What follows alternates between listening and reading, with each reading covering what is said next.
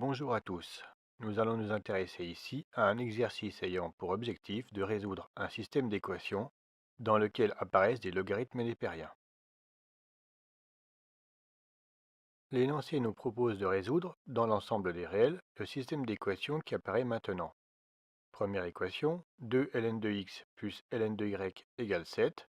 Deuxième équation, 3 ln de x moins 5 ln de y égale 4. Avant de découvrir le corrigé, nous donnons ici deux indications destinées à vous permettre de partir du bon pied. La première rappelle qu'il faut toujours commencer par établir le domaine de définition du système. La seconde qu'il sera avantageux, ici, de recourir à un changement de variable.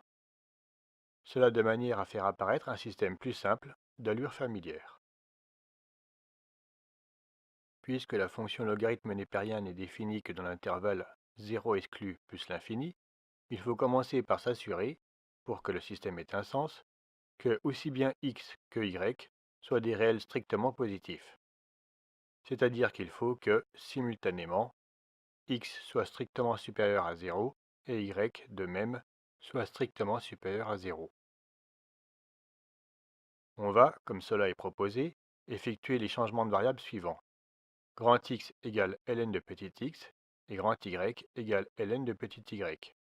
Cela avec la restriction évoquée il y a un instant, que petit x et petit y soient des réels strictement positifs. Le système devient alors, pour la première équation, 2 que multiplie grand X plus grand Y égale 7. Pour la deuxième équation, 3 que multiplie grand X moins 5 que multiplie grand Y égale 4. Et il reste à trouver les solutions grand X et grand Y si elles existent. On effectue la résolution de ce système d'équations en éliminant la variable grand Y dans la première équation à l'aide d'une combinaison linéaire appropriée. Ici, en multipliant tout simplement la première équation par 5, de telle manière qu'en additionnant les deux équations, il ne subsiste que la variable grand X. Le calcul est entièrement détaillé et nous vous laissons en prendre connaissance. Après plusieurs étapes explicitées à l'écran, on trouve les deux solutions, grand X égale 3 et grand Y égale 1. On redonne ici, par écrit, la méthode qui a été utilisée pour arriver au résultat. Cette méthode de résolution de systèmes linéaires, par combinaison linéaire, également appelée par addition, n'est pas la seule méthode de résolution possible.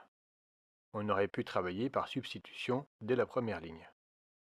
Mais c'est une manière de procéder qui est particulièrement efficace quand elle est bien comprise. Nous vous laissons lire ce qui a été rédigé.